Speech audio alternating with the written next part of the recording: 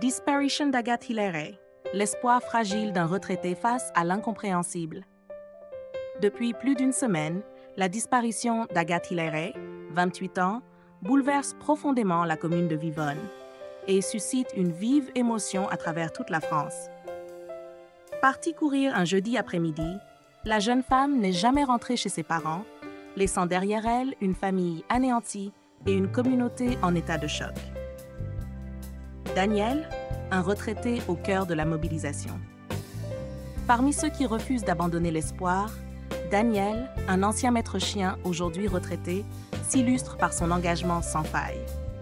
Habitant de Vinon, il arpente inlassablement les sentiers forestiers et chemins de terre qu'Agathe avait l'habitude de fréquenter dans l'espoir de découvrir le moindre indice. Moi, je roule sur le parcours tout le temps.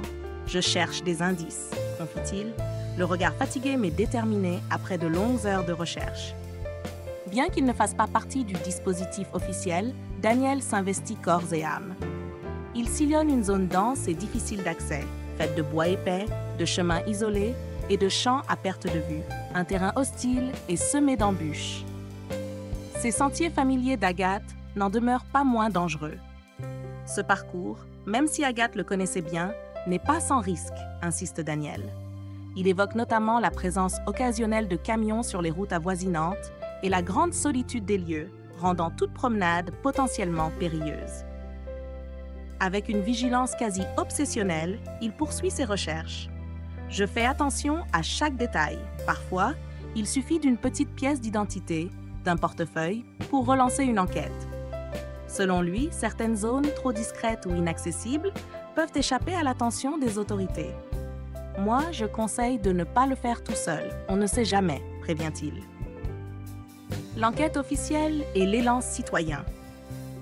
La disparition d'Agathe a immédiatement déclenché un vaste dispositif de recherche.